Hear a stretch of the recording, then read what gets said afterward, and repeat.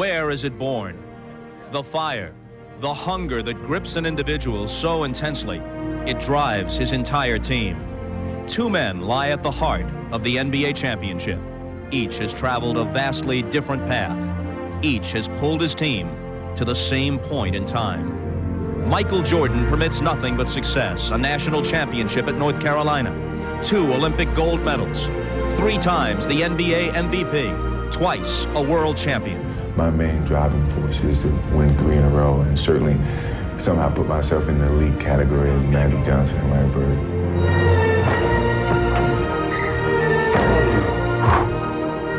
Charles Barkley's road has been less satisfying. His days at Auburn brought little glory. His NBA career largely squandered on a team that could not win. Yet this year brought a new sense of destiny, a gold medal, a new team, the MVP. The bottom line, the MVP is not my goal. If we don't win the world championship, I'm going to be crushed. 2 men, 2 paths, but 1 trophy. Only 1 champion.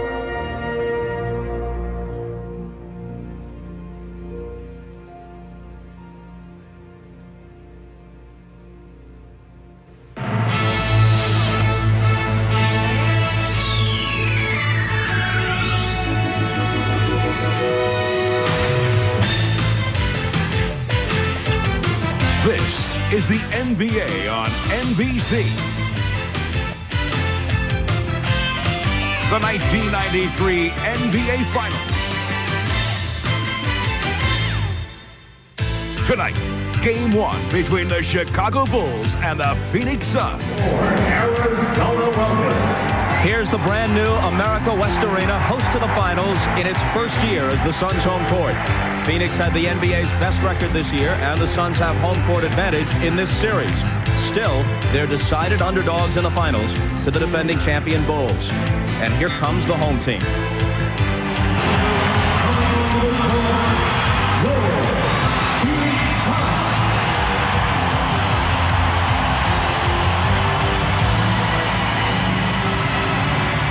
Hi, everybody. I'm Bob Costas, and welcome to the NBA Finals. In the case of the Chicago Bulls, it's welcome back for the 3rd year in a row.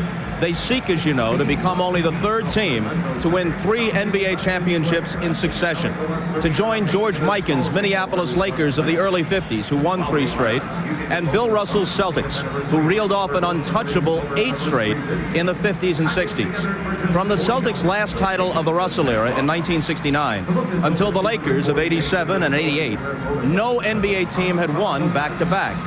But the last 6 years have produced repeats by Los Angeles, Detroit, and now Chicago. And now the Bulls try to separate themselves from an already elite group and move up a notch in history by eclipsing the Suns for number 3. Phoenix, meanwhile, has been in the finals only once before, losing to the Celtics in 1976. So they'll try to become champions for the first time in their 25-year history. The focal points, of course, are Barkley and Jordan. Barkley is the NBA's most quotable player, and he's been as accessible to the press as ever leading up to tonight's Game 1. But the news is that Michael Jordan has broken his 2-week media silence by sitting down with Ahmad Rashad for a lengthy interview that you'll see at halftime. Here's a quick bite of it as he responds to the criticism of his trip to Atlantic City 2 weeks ago. Ahmad, I mean, I think one thing that a lot of people tend to forget, and even the media guys, they don't know what it takes to play the game of basketball. They don't know what it takes to prepare yourself to play the game of basketball. My teammates do. My loyalty is to my teammates. And I must prepare myself so that I can show that loyalty to the team, and I must do whatever I feel is my correct method of doing that. And it was a means of relaxing with my family and my friends, and it got me ready to play the game. I think the media took it out of context. A lot of people say, well, maybe you shouldn't have done it at that particular time, or, it was just a bad scenario. Well, no one knows what's good and what's a bad scenario unless you're the person that's actually going through that scenario. And I felt it was good that I get away. It just so happens that it was Atlantic City, and people took that further than what it should. Yeah, I had to accept that, and I did, but I didn't let it affect what my main objective was, and that was to go out there and show loyalty to this team, to my teammates, and get us to the next level. We'll give almost the entire halftime over to Ahmad's interview with Michael Jordan. Right now, we'll give the broadcast over to Marv, Mike, and Magic. Marvelous. All right, Bob, and first to a man who has made it to the NBA Finals 9 times. And Magic, I know you spent much time chatting with the likes of Michael Jordan and Charles Barkley in your days as members of the Dream Team in Barcelona. And I would think there have been several conversations, animated conversations, on the subject of winning a championship. Well, when we were in Barcelona riding home from practice one day, Charles Barkley stood up and said, hey, the Phoenix Suns will be in the World Championship.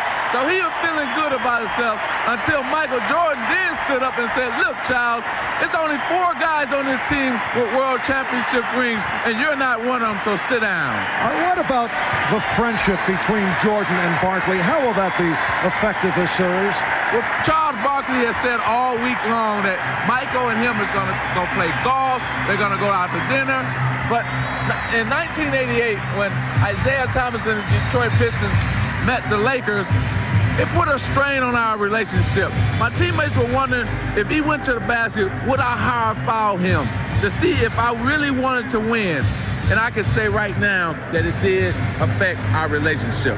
All right, Mike, we have focused on the 2 superstars, Charles Barkley and Michael Jordan, but this is a series that certainly could be decided by other people. Mark, no question that Barkley and Jordan will draw the most attention. They'll also draw the most double teams. So other players must step up and produce, as happened in the last round for both teams. For Phoenix, it was Kevin Johnson who, against the Seattle Supersonic defense, continued to penetrate for scores, or at the appropriate time, got to the defense and then dished off to his teammate Charles Barkley. For Chicago, as Michael Jordan struggled against New York's defense, it was Scottie Pippen who hit 2 game-winning shots. Game 4, the off-balance one to win that one, and then in Game 6, a critical 3-pointer with a minute remaining in the game to seal victory for the Chicago Bulls. So again, it'll be those other players, the supporting cast, that will decide the championship round. And Magic, I'm going to give 2 awards out before we even get started. The Purple Heart Award goes to Dan Marley, who has to guard Michael Jordan, and the Red Badge of Courage to Horace Grant, who matches head up against Charles Barkley.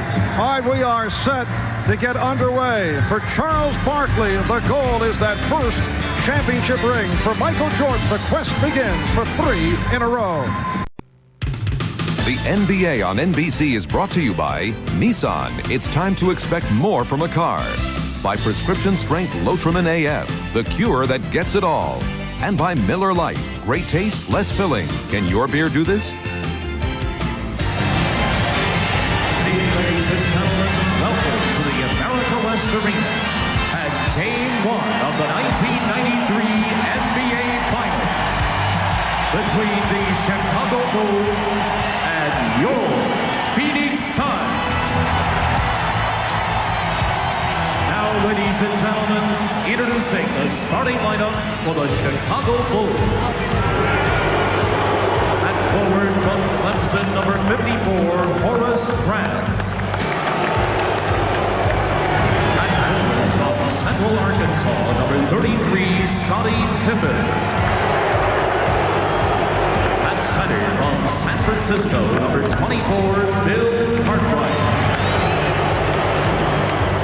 At guard from Iowa, number 10, B.J. Armstrong. And at guard from North Carolina, number 23, Michael Jordan. Chicago Bulls head coach, Phil Jackson.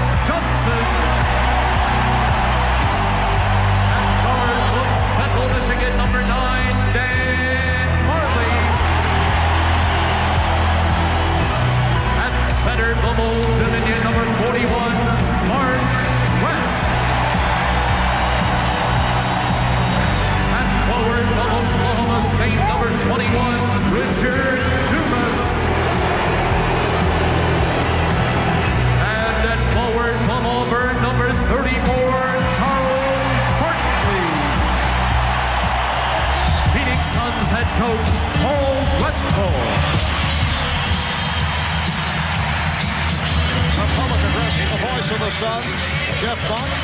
Chicago Bull-like introduction, though, to the Phoenix Suns. Once again, we have double coverage on the sidelines, joined by Ahmad Rashad and Hannah Storm. Let's start with Ahmad. All right, Marv, I know that before the last game I said that Chicago, the atmosphere in there was that they were very focused. It's the same. Horace Grant said it best when he said, we as a team feel like we have a chance to make history, and that's by winning our third championship. An update on Michael Jordan, who hasn't shot well. At the end of the last series with New York, he had a knot on the back of his wrist. I checked with him today. The knot has gone down. He expects that will affect his shooting in the form that he will shoot better. Hannah? Well, Ahmad, oftentimes the last thing an athlete sees as he enters the competitive arena is an inspirational sign above the door in the locker room. And Suns coach Paul Westphal has put up a special sign for the Suns during the playoffs. He said he was reading a book on NBA history and he liked what Bill Russell used to tell his team when he was coaching. The game is scheduled. We have to play. We might as well win. Well, it's not exactly poetic, but it is pragmatic, and that's the sort of attitude that these Suns are taking into the game as they look to win their first NBA title. Marv? Thank you, Hannah. In this, the 25th season of the Phoenix Suns franchise, they are gunning for their first ever championship, while the Bulls are trying to become only the third team in the history of the league to make it 3 straight wins. The officials, Hugh Hollins, Hugh Evans, Jeff Kersey, 99 degrees outside, and things beginning to stir up inside. Opening tip, controlled by Chicago, but the outside official, Hugh Hollins, says a do-over. It was a bad toss. And Hugh Evans will do it again.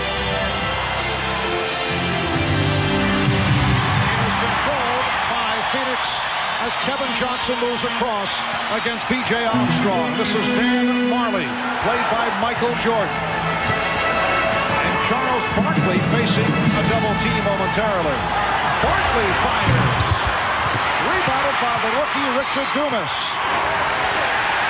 And a foul is called on the Bulls. Foul committed by Bill Cartwright. So Marley will throw in. During the regular season, the Suns and Bulls split 2 games, each winning on the other team's home floor. Chicago winning here convincingly. Pippen with the steal. Pippen all the way. And the Bulls off to the 2-0 lead.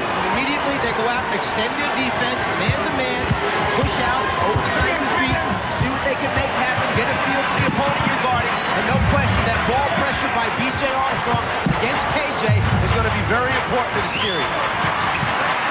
Barkley finds West. Mark West serving up a facial and a whistle on the play. Scottie Pippen in a mild argument. He's called for the foul.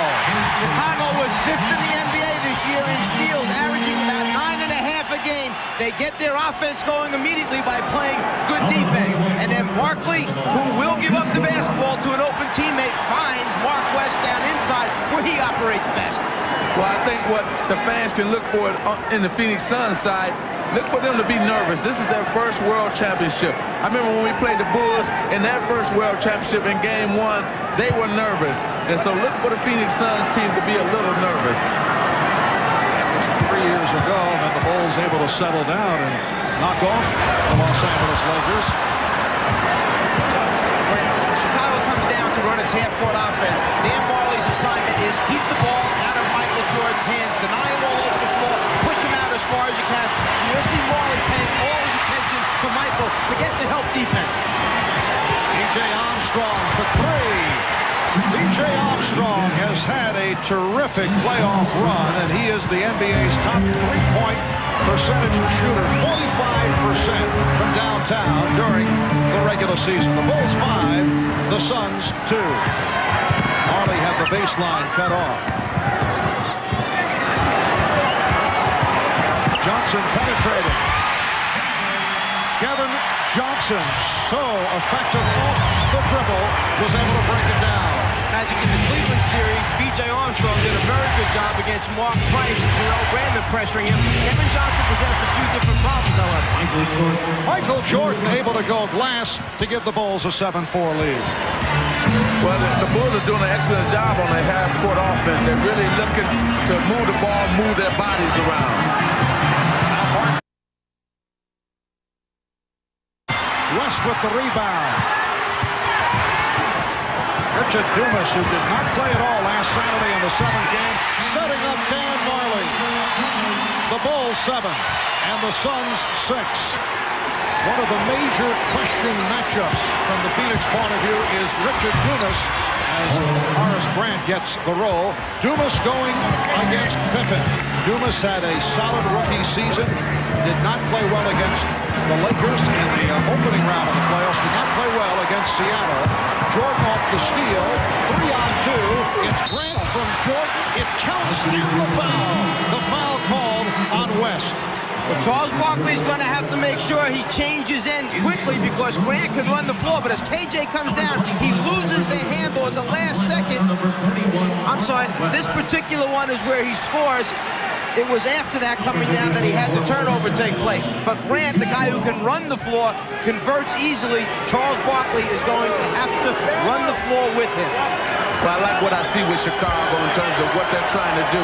They're really executing their half-court offense very well. Right now, they're shooting, 5 for 5. They're taking their time and going to whoever they want the ball to go to. Horace Grant completing the three-point play. It's Chicago 12, Phoenix 6. Marley handles, nearly trapped himself in midair. Oliver Miller has come on for the first time. And this is Miller. Miller does have a good touch from outside, although he went short on that first opportunity. 3 minutes, 10 seconds. Gone by. The double team on Pippen. Cartwright. Miller with the rebound. Miller playing despite congestion and a bad cold. He was a question mark. That is deflected out. Last touch by the Bulls. 7, Game 2, Friday night here in Phoenix. Game 3 at Chicago on Sunday. Charles Barkley. So Barkley with his first field goal. Charles coming off a sensational 7th game against Seattle. Jess Kersey with the call against the Suns. It's on Dumas. Well, you can see that what Chicago is trying to do is relieve the pressure and let B.J. go down the court and let Scottie Pippen bring the ball down so they can take the pressure off of B.J. because you know Kevin Johnson would be pressuring him. The other thing, it's a test immediately for Dumas having to guard Pippen as much as he is early in the game here, knowing that Pippen can score or dish it off. And Bill Cartwright does the scoring. Bill Cartwright came alive offensively against the Knicks. Some solid games. That's a blocking foul called on Armstrong. That's not the kind of foul that B.J. wants to pick up because if he gets a couple quick ones early, it will force John Paxson to come in, who does not have the same foot speed as B.J. Armstrong. Both those guards, B.J. and Paxson, not given enough credit for the excellent defense they play against point guards. Barkley. So Charles is 1 for 4. Bulls lead it 14-8. Chicago has hit 6 of 7 from the field. Here's Grant. Yes. Horace Grant with the post-up move extending to an 8-point lead. See, he said Horace Grant said in the paper today that he's going to go at Charles Barkley on offense. Johnson tried to lead Barkley, and they called it a jump ball, a disagreement between the two officials. And Hugh Holland says, jump it up. Well, if you're not sure, better jump it up. Okay, then make an incorrect call. The decision right there, off Barkley's hand last. Officials saw it different ways. One saw it off Grant, one saw it off Barkley. They were right. It was just that it was Charles last. So it will be Barkley and Grant. Suns control the tip. Miller set the pick and roll, but Johnson went the other way.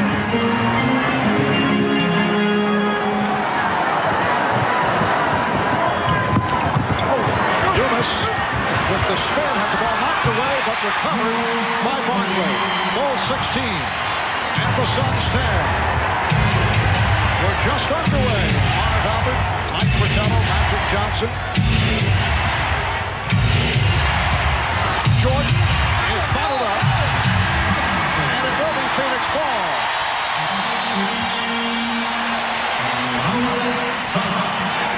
Michael trying to find an opening down the lane, gets tied up from behind by Marley. Then Oliver Miller comes over, and the ball goes off Michael. Goes back to Phoenix. 6:53 to go, first quarter. Bulls by 6 over Phoenix. Bulls and Suns met only twice during the course of the regular season, so both clubs in the early going not certain what to expect, and it has been a feeling out process. We talked about that with Chicago Bulls coach Phil Jackson. Well, we think that this is a ball club that if you don't know their personnel, you get lost, and they end up banging you for three-pointers or inside plays, or Barkley gets offensive rebounds. They run out in transition. A very unusual, unorthodox team. Pretty freelance style. New York is orthodox, execution. This team's going to be wide open. There's nothing you really can plan for except for the people. And you've got to know how to play each group on every play, personnel-wise. Interesting exchange. First the steal, then Pippen missed on the drive.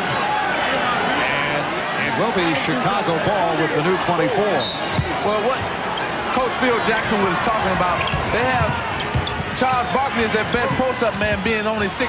Then you have 2 or 3 guys who can shoot three-pointers, Danny Ainge and Marley.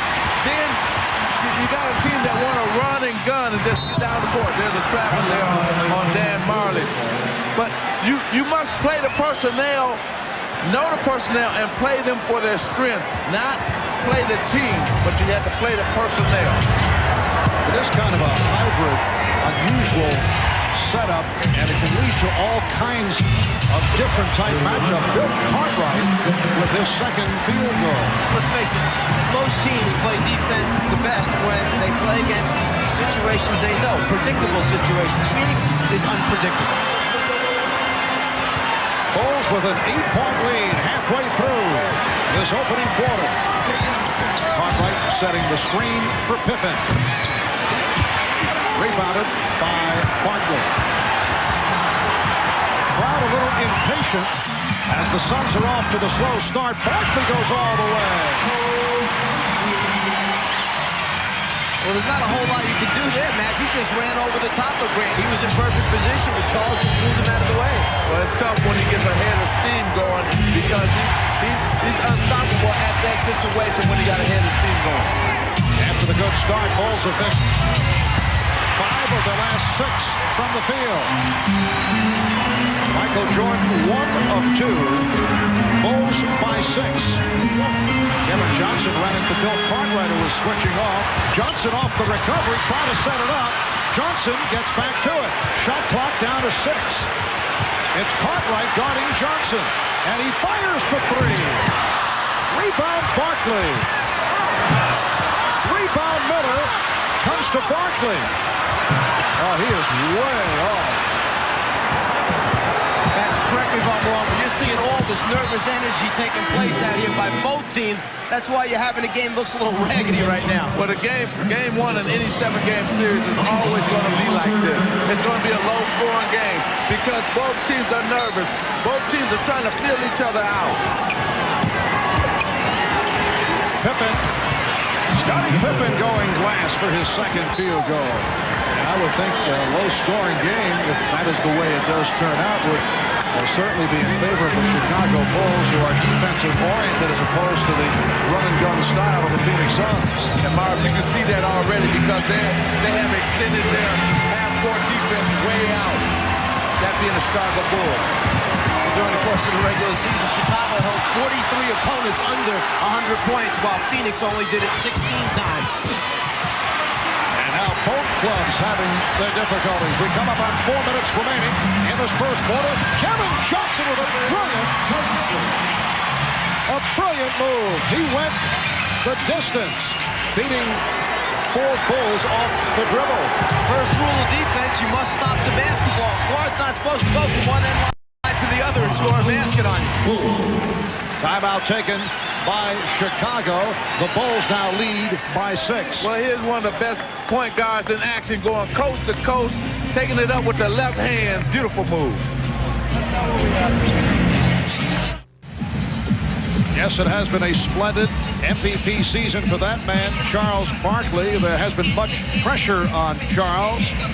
Some rocky times during the course of the playoffs, but he has made it to the NBA Finals. Yesterday after practice, we asked Charles, did he feel more of a responsibility to take the Suns to the finals?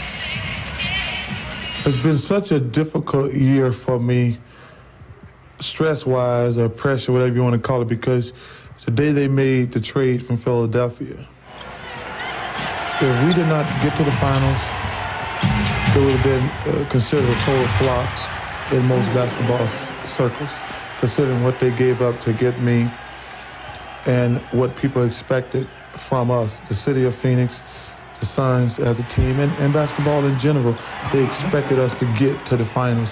And it's just, I was kind of just relieved more than anything else that I had handled the pressure so well. Well, the man can hold his head up because he has met the challenges. He has done exactly what he said he was going to do to this point, get Phoenix into the finals, have a chance to win a championship. And in fact, of the 17 shot attempts now by Phoenix, Charles Barkley has taken 8 of those. He's only 1 for 5 from the perimeter, 2 for 3 from down inside. And here's Jordan following that Richard Dumas field goal, his first. Cartwright with the steal and the bucket.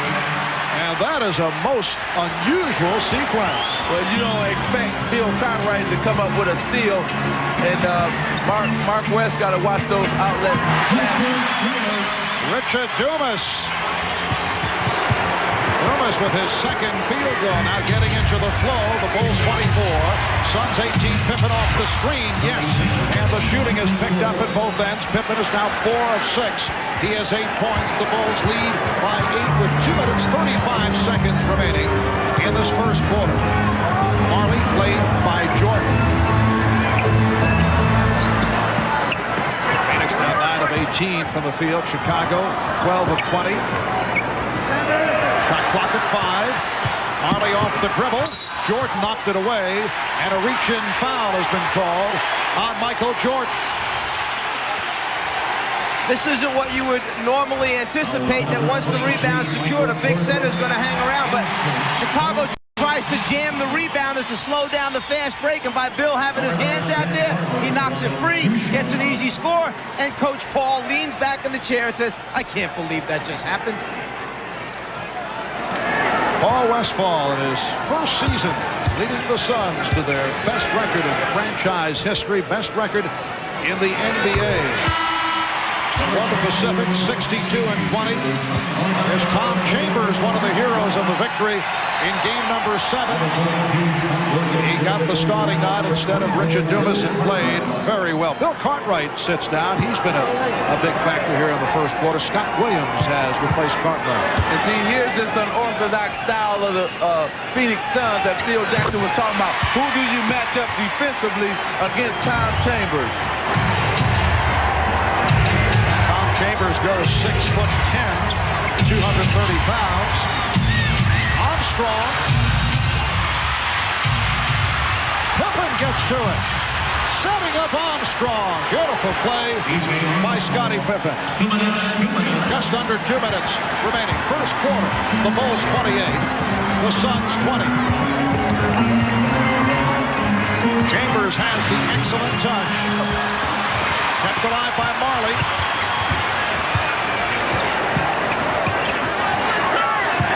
Dumas now played by Williams. Goes to the finger roll. Swept aside by Scott Williams. One thing that kind of jumps out at you here early as Michael hits Grant on that transition, filling the right lane, score for Horace Grant. One of the things that jumps out at you, Michael Jordan, Charles Barkley, neither player has gone to the free throw line yet to pick up any points at the foul line. Biggest lead of the game, Chicago by 10. Barkley isolated against Grant.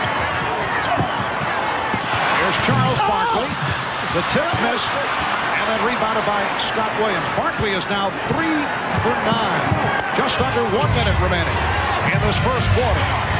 Michael Jordan with only 2 points. Has not had the shot opportunities, but Michael has compiled 3 assists.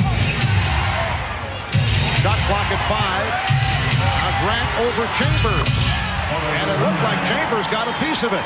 Horace Grant off to a fast start. Began the series against the Knicks bothered by a sprained ankle, and when it healed, he came on. He was an important man as the Bulls knocked off the Knicks in 6. Chambers. Marley gets the new 24. 3-point attempt. The Bulls and the numbers momentarily, but the Suns able to hustle back. Phil Jackson says hold for a final shot. 15 seconds to go in the quarter. What you see Phoenix do is trap immediately. They want to hope that Chicago takes an early shot, and maybe they'll get one back at the other end. It's Jordan, final seconds, getting it off. Yes, 0.3 of a second remaining in the quarter. Chicago leads by 14. Strong start by the Bulls. The Suns looking shaky here in the early going. Michael Jordan, 2 out of 5, 4 points. And Charles Barkley, only 3 of 9 to start things off. So after 1 in Game 1 of the NBA Finals Series, Chicago 34 and Phoenix 20.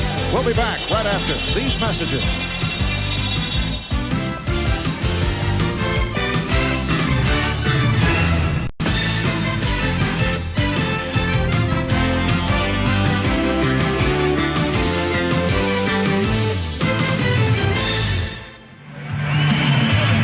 Rashad back in Phoenix now. While the Bulls are trying to make history by performing a three-peat, here's a man who has made some history. He was the first coach of the Chicago Bulls back in 1967, and then in 1969 he was the first coach of the Phoenix Suns. He is Johnny Red Kerr. Johnny, a lot has changed since those years when you were the coach, haven't you? Absolutely, a lot has changed. I've only been fired once from Phoenix and twice from the Bulls.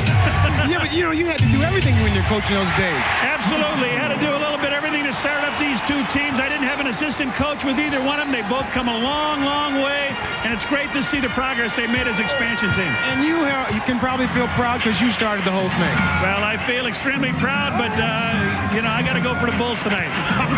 Thanks for joining me, Johnny. All right, Marv. Thanks a lot, Johnny Kerr, television analyst now for the Chicago Bulls. Second quarter is underway. Michael Jordan able to penetrate, could not complete it. And Marley gets to it for the Suns. Chicago finished the first quarter hitting their last 4. The Suns missed the last 6. And they have now missed their last 7 shots. That's a traveling violation on Chambers. In the timeout between quarters, Coach Paul Westphal very animated with his team. Point of emphasis, get the Bulls off the block. They're in there, down too low, getting inside scores. Not only was he upset about that, but he was also upset that different guys are not taking their shot. They're taking somebody else's shot. They're not playing their game right now. Scott Williams diving for it, and he's tied up and is upset. He thought he was fouled. I think he thought he had called a timeout first. He was trying to call for a quick timeout before he got tied up. Here's the extra effort with Grant sneaking in from behind. Williams goes to the floor, thinks he's going to be tied up. He's trying to signal timeout, but gets smothered right there. The official calls jump ball. Substitutions by both teams. Otto Miller is back. Oliver Miller is back. Danny Ainge has come on, as has John Paxson and Trent Tucker. Frank Johnson also checking in for the first time. A minute gone by in the second quarter. Suns and Bulls now battling for position for the tip. It's controlled by Chicago. And Phil Jackson goes with his small group, the 3-guard offense. Michael Jordan pulls up, hits a jumper. And this will be a good unit to use throughout the series against Phoenix because Paul Westphal likes to go to unusual lineups, small lineups at times. 6 points for Jordan and the Bulls with a 16-point lead. Frank Johnson with a nice move. He's played well during the playoffs. Here's some pressure momentarily. And then the Suns drop back. Frank Johnson, 34 years old, played the last 3 years in Italy after spending 7 years with the Washington Bullets. And it's a travel on Scott Williams.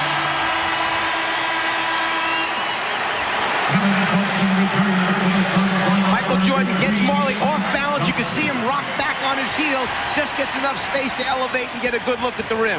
And look for Michael to be doing a lot of shooting in this quarter because with Scottie Pippen out, they're going to look for him to take over the offense. Kevin Johnson, who just returned, was fouled by John Paxson. John Paxson gave the Bulls a lift off the bench in the series against the Knicks. Had a couple of productive games, including the final game of Chicago last Friday.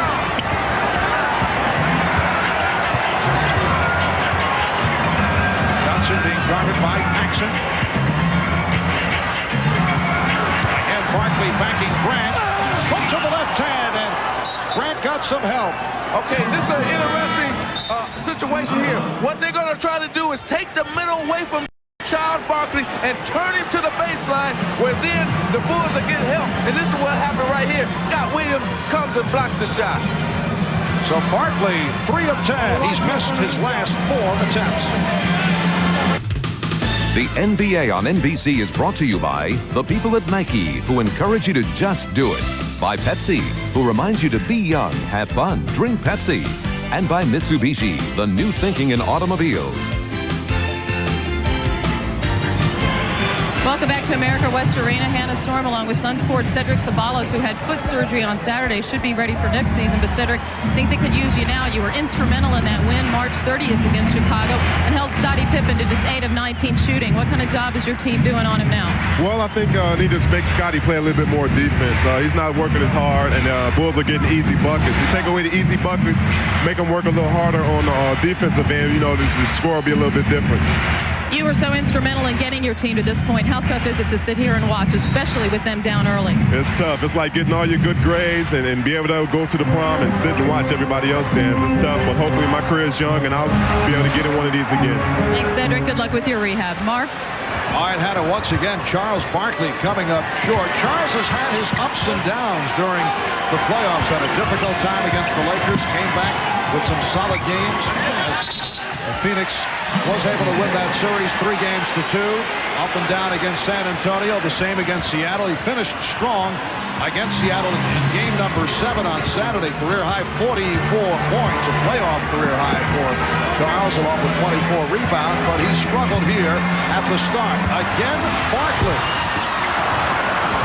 He has missed his last 6 shots. He's 3 for 12. Well, at least he's trying to go down inside, trying to draw some fouls, get to the free throw line. But Grant is a very active player. He waits to the last moment. He will body up with Charles and then gets that arm extended and challenges.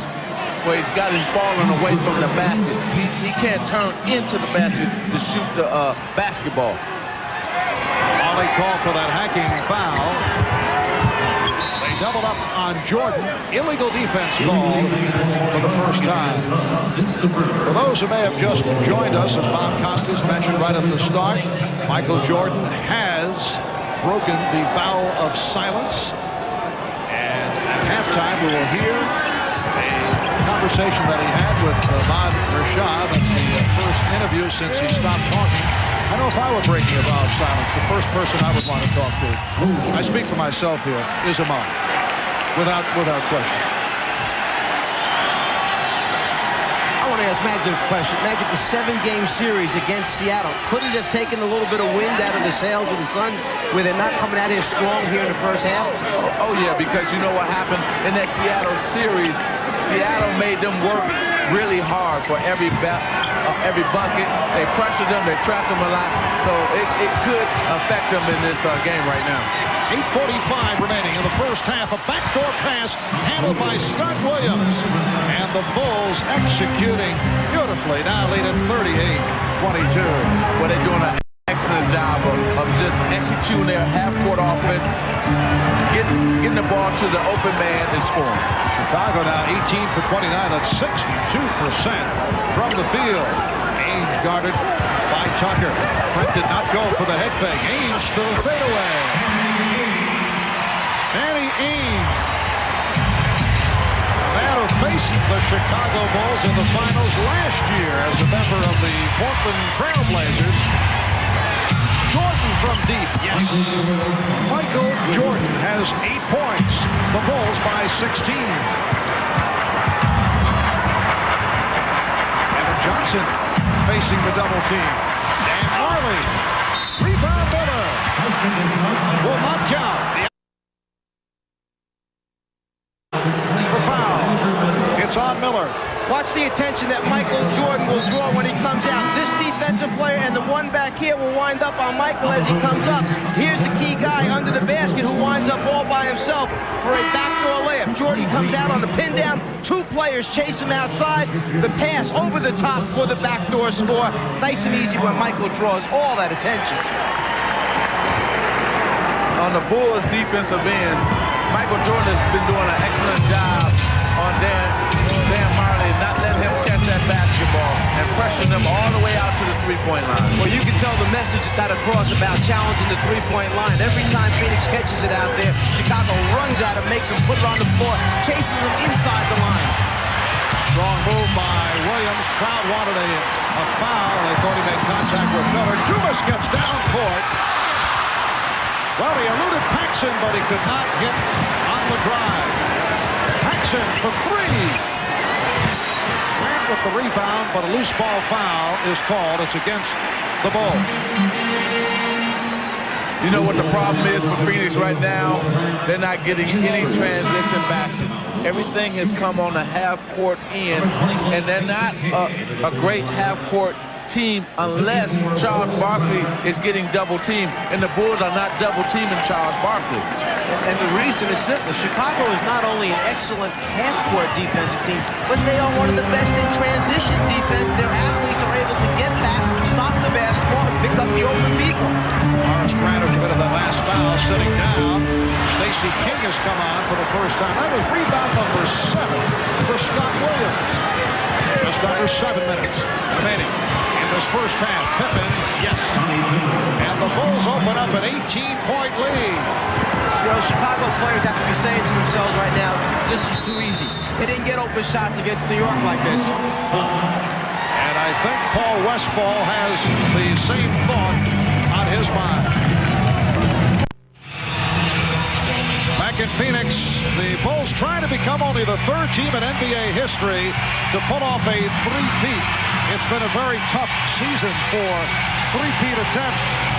The Duke Blue Devils not able to do it. Pittsburgh Penguins of the National Hockey League also knocked off.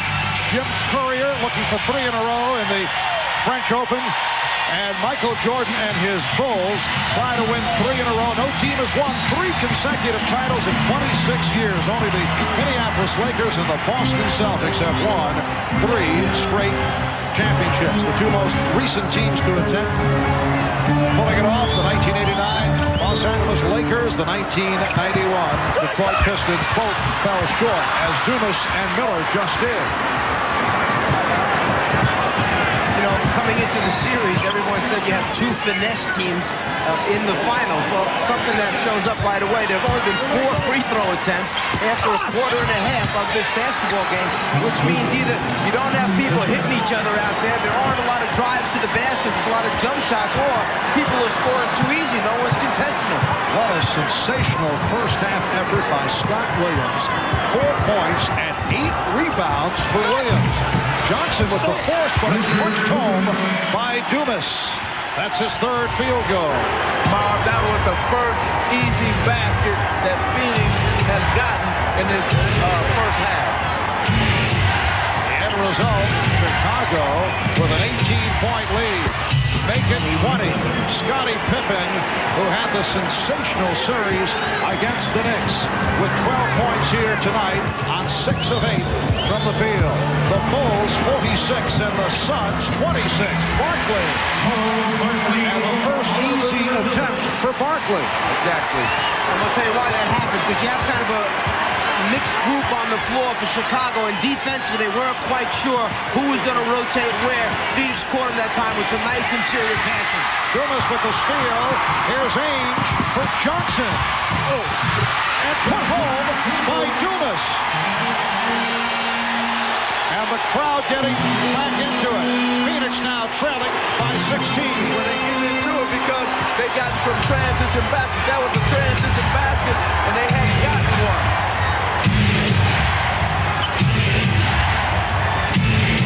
Tucker setting up King. Stacey King had it knocked away.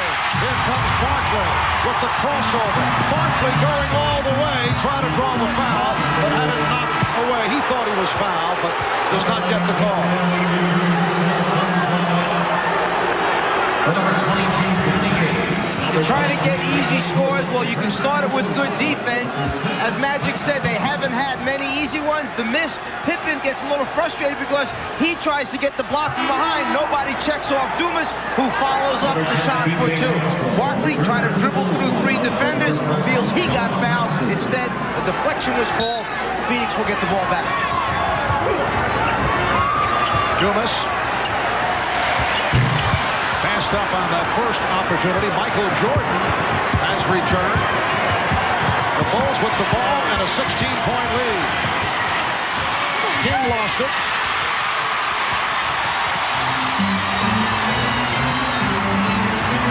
Kevin Johnson accelerating and had it knocked away. It'll be Phoenix ball. Horace Grant returns, replacing Scott Williams. KJ trying to get to the hole, sees a lot of red shirts step up, something that was very familiar in the New York against Chicago series. Maybe something he didn't see as much against Seattle. The lane closing down that quickly. Cartwright is back. Stacey King departing. 4 minutes to go in this first half. Barkley with that pass off the dribble that misfired. Here's Jordan. He had it knocked away from behind. Kevin Johnson. Barkley for Miller. Phoenix showing some signs. They are now down by 14. How long do you let this thing go before you take a timeout and try and stop this thing? 6-0 run by the Suns. Armstrong hit from behind. Miller got a piece of the ball and a piece of B.J. Armstrong. Once again, get the crowd into the game. It helps the team raise its level. Barkley that time draws the defense. Cartwright, and then the unselfish play to the rookie, Oliver Miller. But the only way they can get the crowd going and into it if they continue to stay in their transition game. That's when Phoenix is at their best. Patrick, I asked you at the start of the telecast about the friendship between Michael Jordan and Charles Barkley, how that will play into this series. You made reference to your friendship with Isaiah Thomas and Laker teammates wondering if you would be able to give the hard foul. Well, Charles says, hey, we're going to play golf, we're going to have dinner, talking about plans that he and Michael have during the NBA Finals. Is that possible? Can that work? Is that a bad thing? Can that have an effect? I give you 5 questions though. It can't work because you have to have sort of like a dislike for your opponent, no matter if he's your friend or not, going into the series. So if they go out to dinner and continue to go play golf, it's going to work more in Michael Jordan's favor than in Charles Barkley and the Phoenix Suns. In effect, it softens up Barkley. Exactly, it softens him up, and he doesn't have a dislike for not only Michael Jordan, but for the Chicago Bulls. Well, that point was made by some people in the Knicks organization. They felt that Charles Oakley, although he played well, did not play with the same type of ferocity against the Bulls because of his friendship with Michael Jordan. Not that they want to see Oakley hurt people, but they felt he would not give Jordan a hard foul that last series. Exactly, and you must do that, and especially you must do it for your teammates, not just for yourself, but for your teammates. Illegal defense has been called. Called on the Bulls. That is their first violation. 3:08 to go in this first half. The Bulls 48 and the Suns 32. Johnson and Marley at the guards. Barkley up front with Miller and Dumas. Here's Johnson. He got the step. All swept by Pippen. The call by Pierce Kersey, he steps out of bounds, so Phoenix will maintain possession. But first, a timeout is called with 2:57 remaining in this first half. There's Pippen trying to save it to Just Kersey.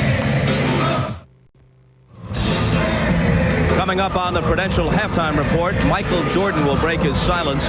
We'll bring you Ahmad Rashad's pregame interview with Michael as he addresses his reasons for not talking to the media the last 2 weeks and responds to the gambling charges made by Richard Esquinas. That's coming up on the Prudential Halftime Report. Right now, let's return courtside to Marv, Mike, and Magic. Thank you, Bob. Bulls at 1 point, led by as many as 20. They now lead by 16 with 2:57 to go first half. A reminder, this Friday, don't miss NBA Stories, a prime-time special taking an in-depth behind-the-scenes look at some of this year's top stories around the league. You'll see the Phoenix Suns as they've never been seen before on the plane, in the huddle, and at the hotel as NBA Stories documents their trip to the finals. Also a close-up look at future Chicago Bull Tony Kukoc. Illegal defense called for the second time, so that is a technical foul. Incidentally, NBA Stories to be followed by Game 2 of the NBA Final between Phoenix and Chicago. That'll be Friday night here on NBC. Kevin Johnson will shoot the technical.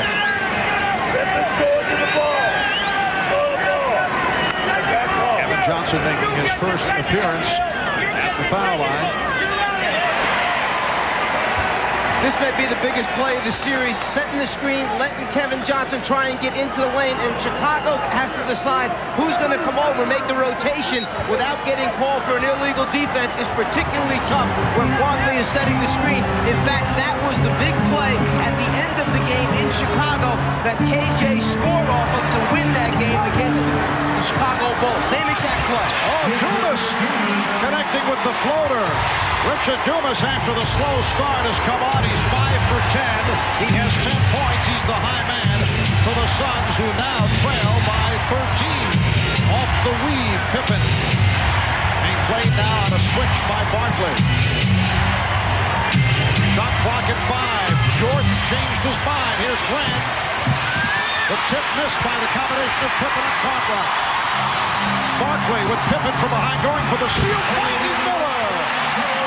So the Suns have cut it down to 48-37. That's when Charles Barkley is at his best. When he can grab the defensive rebound and bring it coast to coast, good things usually happen for the Phoenix Suns. Phoenix with an 11-2 run to cut into that sizable Chicago lead.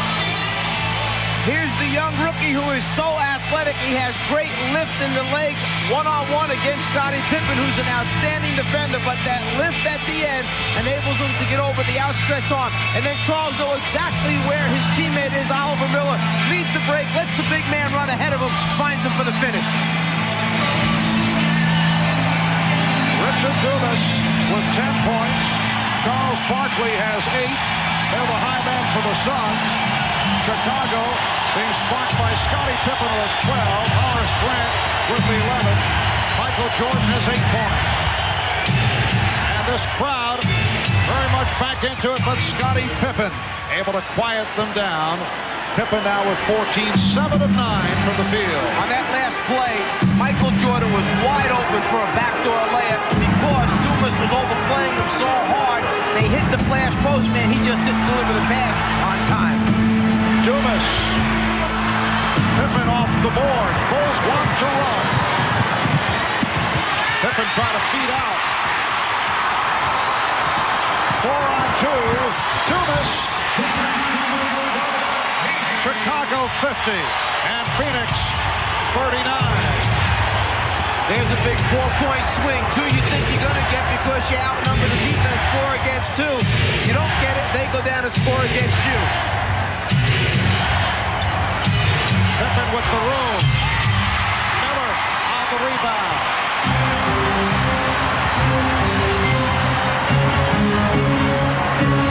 And the Suns will reset it. Shot clock down to 10. Johnson got the step. And it counts. It's a goaltend. Sometimes you'll try and get a block shot any way possible. You get it from behind, you get it from the front, and then you even try and stick your hand through the bottom of the net like Chicago did that time, but it doesn't count that way. But Chicago is not getting the same shots on offense that they were getting earlier in this game. Phoenix have moved within 9. They were down by 20. Here's Jordan extending. Michael Jordan driving the lane. And he's given the Bulls a 52-41 advantage. If you're going to let a player like Marley get up and bump and hold him and elbow, then you've got to let Michael Jordan make his spin move. There's no way to stop it there. Final seconds of the half. Miller rejected from behind by Cartwright. Pippen gets it off. So that's the end of the first half. The Bulls led by as many as 20. Phoenix now down by 11 at halftime. Marley gets up so close that Michael has no choice but to put it on the floor, take it to the basket, and the fact that they didn't close down in time allows him to get to the front of the rim. So Michael Jordan with 10 points in the first half. Charles Barkley with 8. Scottie Pippen, high man, with 14. Bob Costas and the Prudential halftime report coming up.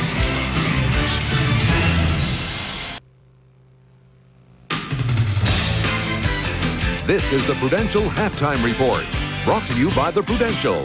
Peace of mind. It comes with every piece of the rock.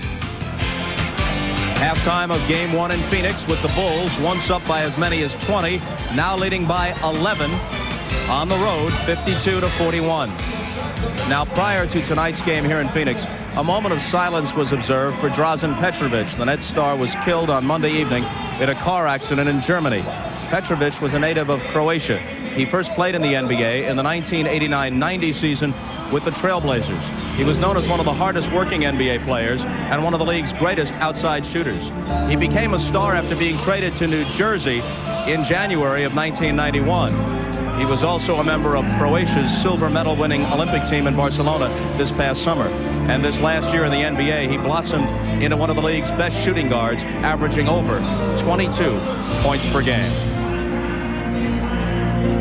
I just got done shaking his hand a few weeks ago after our postseason physicals, and then you get a phone call saying that no more shakes from Draws. And I know a lot of times they say grown men aren't supposed to show their emotions, but it's very difficult for me to speak about it at this time. To finally get to that point where he was showing everybody what he could do and the type of player he could be, and have his whole future ahead of him, and for him and his family and friends to have this happen, it's just it just seems almost cruel. He was such a terrific guy. It was like a death in the family. Because I think one thing people don't understand, they think us guys in the NBA don't get along, which is absurd. We're very close. It's like a fraternity. And it's like somebody in my family passing away. It's a shame that he has so much to give to so many people, and he won't be here to do it.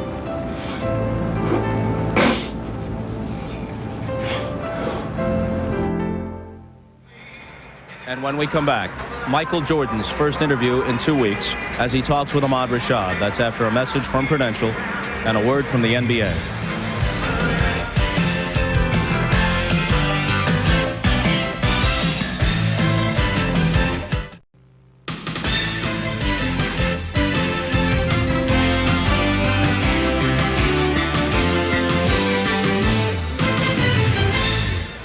Welcome back to Phoenix with the Bulls up by 11 at halftime of Game 1. If you were with us at the top of the game, you know that Michael Jordan has broken his 2-week silence. About an hour and a half before the game began, he was willing to talk specifically to Ahmad Rashad. Ahmad asked him about the reasons for his prolonged silence. I just felt that it was unfair that I was being considered a criminal for doing something that is not illegal. Gambling is legal. And betting is legal. For what I bet, yeah, it's a little bit more than I wanted to lose. I mean, I didn't bet to lose, but I lost it and I paid off all my debts. I didn't want to go to NBC or anyone else and let them know, hey, I lost $500,000. I'm going to pay it this, I'm going to pay it that way. I felt I was taking care of what my responsibilities were, and I lost. My family's not starving. My wife, if I had a problem, would have left me, or certainly would have came to me and said, hey, seek help. My family, my mother and father, who we're close-knit people, and they have monitored me from when I was a kid, when I was born, up until where I am now. And if I ever had a problem, they never had a problem telling me that I had a problem. So they never came to me and said, hey, Michael, you got a gambling problem. Or my wife never said, and she's chief of finances in my household. She knows what comes in and what leaves. And she never said, Michael, hey, you got a problem. You know, I think that's something that the media has taken it far greater than what it is. Soon, whenever I walk away from this game, I think that's the only thing that people are going to say was a bad thing about Michael Jordan. No, I didn't commit a crime, but he gambled. And if that's the least that I could be considered or have on my repertoire or my resume, that, hey, I'm a competitor and I gambled, let's say $500,000, and yet I'm still living. I'm not broke. Financially, I still think I'm set. I don't have to work. And I choose to do whatever I choose to do once I leave the game of basketball, then I'm happy. I think the thing that really staggered the public was the fact of the amounts. All of a sudden, it's reported that you lost over $1 million playing on golf bets. $1 million, I guess I would be sick if I lost $1.2 million, and he would be sick if he reduced $1.2 million to except $300,000. So yeah, he must be sick if that's the case. But I think that he exaggerated to a point, and I've come up with my own conclusion of why the exaggeration was to 1.2 or whatever, was that it sells books. It sells books. Plus, for a guy who makes over $1 million, to lose $300,000 is easily acceptable from the public. But to say he lost 1.2, then the public's gonna look at it and say, oh, God, that's a lot of money. You know, that's a 1.2. Maybe he does have a problem. But I think that was one of the reasons that the numbers were thrown up there. But either way, I felt I was betrayed by this individual. He considered himself a friend.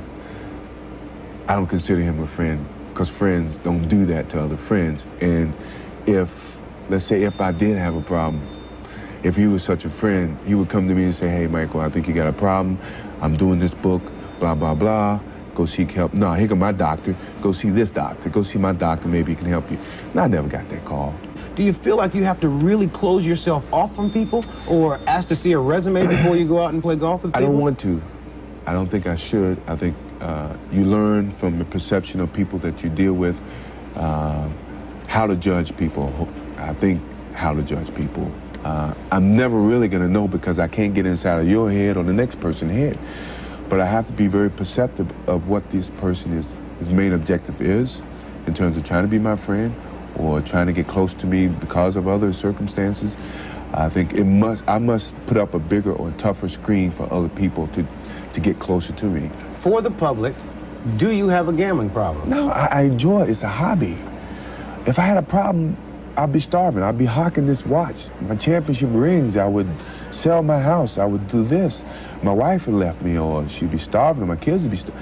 I do not have a problem. I enjoy gambling, but I think that people are trying to make it seem like I have a problem because they don't really know. And when you have an area that you don't really know about, you're going to have people, taking it further or speculating even further until I come out and basically give my own opinion about it. You mentioned your age, and you mentioned earlier in the interview that it's going to be over with soon. You seem more charged up for this particular series than you have the last 3 years. Well, I felt I had a lot of things on my mind, and this is one of the reasons that I wanted to talk to you and get some of the things off my chest so I can enjoy this history that we're about to make and winning a third championship. And I did say soon. No one knows when soon is. Soon could be next year. Soon could be 2 years, But could soon be after this year? Could be, but I will not quit this game because of what the media has done to me or what other people have done to me. I will quit this game because my skills are diminished. I can't find the challenges to keep pushing myself. My love is always going to be there.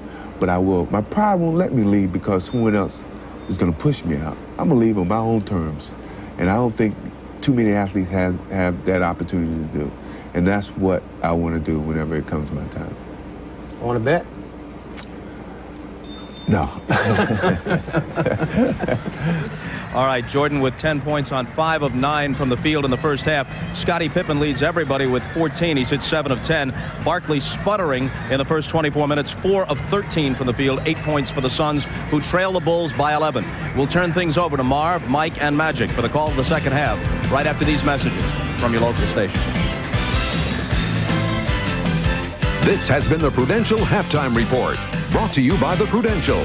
Peace of mind. It comes with every piece of the rock.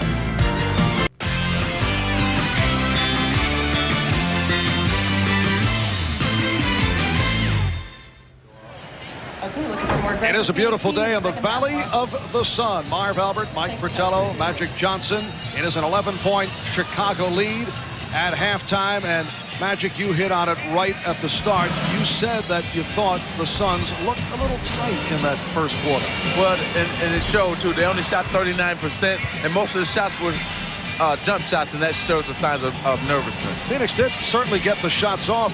You look at the stat sheet, Mike, 48 field goal attempts. There were 19 for 48. And 48 is particularly good against this Bulls team because in 11 playoff games, Bulls opponents have only had an average of 74 shots for an entire game. Here, Phoenix has 48 already in the first half. They're getting them, but they're getting them quickly because only 3 of those 48 have come under 5 seconds left on the 24-second clock, so they're hurried shots. And a look at today's Miller Genuine Draft halftime statistics. Chicago at 60% shooting, 24 out of 40, and Phoenix, as you see, 19 for 48. Pippen had the hot hand, 7 of 10. And off the board, Chicago led by Scott Williams, 22 rebounds. Phoenix with 20. Strong first half for the rookie, Richard Dumas. Now let's go to Hannah Storm, who is alongside Phoenix coach Paul Westphal. Coach, your team is down by 11 points, but you are at home. You're only shooting 40%. How do your guys get in position to win this game? Well, that certainly wasn't our best half of basketball of the year. We're letting them shoot 60%. Our defense isn't aggressive enough. Our offense isn't aggressive enough. And we feel we're pretty fortunate to only be down 11 the way we're playing. We just have to come out and force the action a little bit more than we have been and try to get back in this game. In other words, you guys are reacting to the Bulls instead of playing your game. Well, I just think we're conceding too many easy shots for them, and we're working too hard to get into our offense. Okay, look for a more aggressive Phoenix team in the second half, Marv. All right, Hannah, you look back to the 2 regular season games between these two teams. Phoenix scored 62 and 65 points in the first half of those games. Only 41 here at halftime. Chicago led by as many as 20. The Suns with a 15-6 run to end the half. 41 points, the lowest scoring first half of the playoffs for Phoenix. As you check out the leading scorers, Scottie Pippen at 14, Horace Grant 11, Michael Jordan with 10, Richard Dumas, the only Sun in double figures with 12, Charles Barkley in 24 minutes, 4 of 13, only 8 points. Jordan and Armstrong at the guards, Cartwright, Pippen, and Grant up front as we get started in the third quarter. Shot clock down to 3. And Pippen has to fling it. So the ball goes back to Phoenix.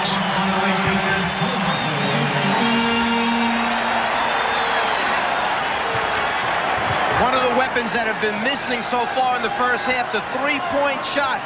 During the playoffs, Phoenix has averaged 12 shots a game from the three-point line and made 4 of them. Tonight, 0 for 3. During the regular season, Phoenix is the 3rd best three-point shooting team in the NBA. They're first in three-pointers attempted, almost 13.5 a game, and first in three-pointers made. So that's a big weapon that's missing. That's why they only have 41 points right now. And here's Barkley again. Bulls lead 52-43. The Suns hit 398 three-point field goals during the regular season. An NBA record foul called on Barkley. That is his first. Rundown here, Dan Marley. During the playoffs, 37 for 98, turning it after the slow start. Danny Ainge, 25 for 68. Ainge did not shoot well at all during the series against Seattle at 36% for that series. Here's a three-point attempt by Armstrong. And back come the Suns. Kevin Johnson being play by Scottie Pippen on a switch. They isolate for Barkley. Grant going for the steal. Foul called. It counts. The basket counts, and the foul charged to Horace Grant. If you want to know, if you're a Phoenix Suns fan, why the Phoenix Suns are still in this game is because of 10 offensive rebounds. Now, remember, the Chicago Bulls are not double-teaming Charles Barkley, so you can see what happens when you don't double-team him. Horace Grant has been doing an excellent job up until then on that shot there. Barkley, a 76% free throw shooter during the regular season, his best ever in the league, and he was way off on that attempt. Barkley has 16 shot attempts, Magic, already in this basketball game. That's a lot of shots. Phoenix has moved within 7 off a 19-6 run to get back into it. Cartwright operating against West. Grant had it knocked away. It'll be Chicago ball with only 1 remaining. 1 second left on the 24.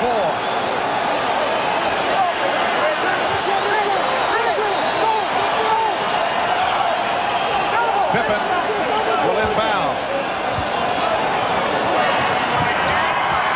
Jordan. Grant with the rebound. Armstrong, yes.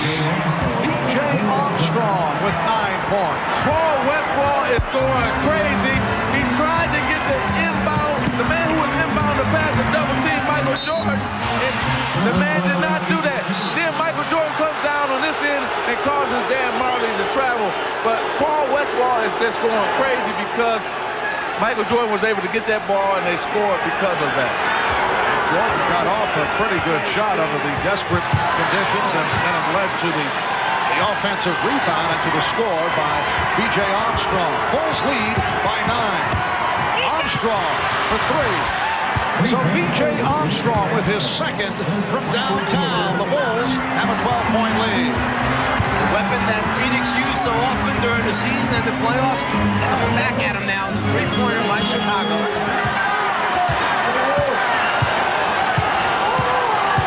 Barkley backing in. Rebounded by Dumas. Marley. Well, Dan Marley had been quiet. That is only his second field goal. The Bulls 57, the Suns 47. Pippen with a nice fake, and then net on the switch by West. Barkley behind the back. Barkley for Marley to the reverse. Beautiful setup. Charles Barkley for Dan Marley. The Bulls now lead by 8, and Phil Jackson called for time. Charles, one of the players that has the ability to rebound, dribble out, start a fast break, and then either finish himself or make the correct decision by finding the open teammate. Remember, Phoenix Suns are at their best when Charles Barkley rebounds the basketball and takes it coast to coast like he just did then.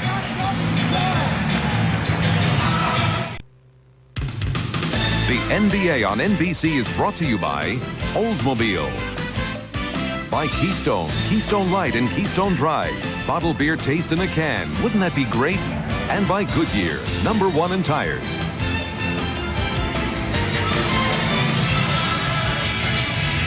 Well, Charles Barkley with a nice setup for Dan Marley just a moment ago. Barkley, though, only 6 for 17, 12 points, but he's helped the Suns get back into it. Charles has certainly been in a swirl of intrigue regarding speculation recently that he dated Madonna. He reportedly was seen with Madonna after a game 2 weeks ago. Charles said the rumors are not true. We talked about it with him yesterday after practice, and his reaction. I think that the whole Madonna thing has been a travesty to me, to my family, to my in-laws. It's just crazy. I've only met her one time in my life. That is it. And people said we were out dancing and stuff like that, which is totally untrue. I've never denied meeting her, and she seemed very nice and friendly. But to make us out to be a couple and to harass my family and call all my friends and call my in-laws, National Enquirer, Inside Edition, hard copy, it's crazy and it's ridiculous. Well, Charles said he wanted to put all the rumors to rest. Foul was called on Marley. 8.5 to go in this third quarter. Michael Jordan is now 5 for 11 from the field. Well, it's just something that the two superstars seem to have had to deal with at just about the same time as they're making their way into the finals. Michael has his share of controversy, Charles dealing with his share. I'm sure they understand what the other is going through. Dumas, Richard Dumas, who was benched for the entire 7th game against Seattle, has come back in very solid fashion. He has 14 points on 7 of 13, and he's done the job off the board. The Bulls clinging now to a 6-point lead. Jordan for 3.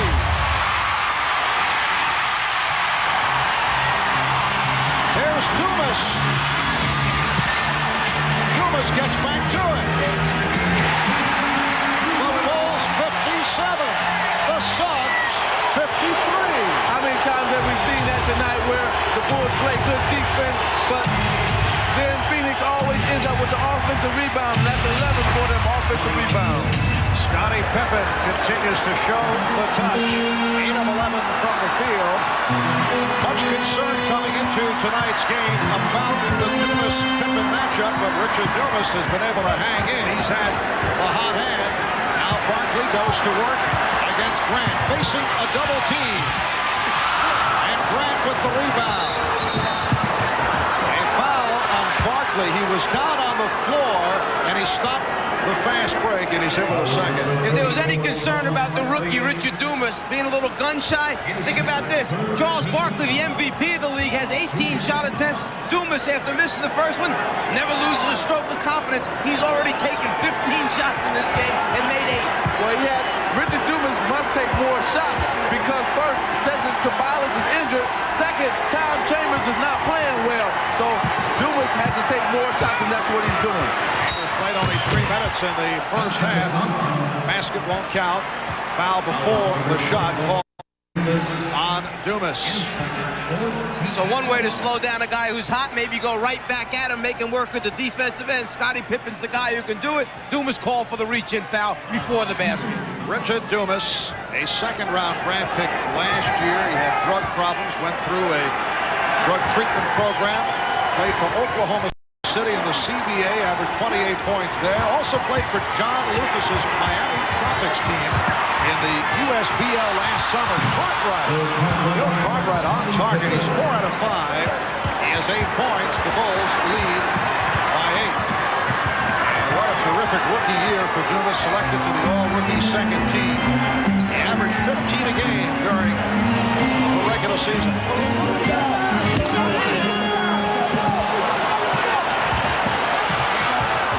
Shot clock at 4. Dumas lost it, and Pippen feeds Jordan. Michael Jordan. 12 points for Jordan, and the Bulls have a 10-point lead. That was an excellent job by Scottie Pippen by giving it up to Jordan. He actually set a screen on KJ, who was trying to chase him down from behind, gave Jordan a clear path to the basket. Mark West with his second field goal. Chicago 63, and Phoenix 55. Cartwright keeps it alive.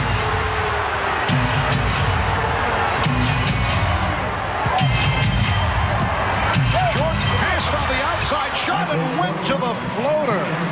Beautiful finish by Michael. Oh, it's beautiful because he changed hands on it. He finished with his left hand. It was beautiful. Michael now winds up guarding Kevin Johnson because Marley ran out as Michael drove to the basket. So B.J. Armstrong had to pick up Marley. Michael takes the ball. Oh, what a pass from Dumas. He spotted West. Dumas for West. And it's back to an 8-point Chicago lead. We are just under 5 minutes remaining in the third quarter. Pippen. Yes.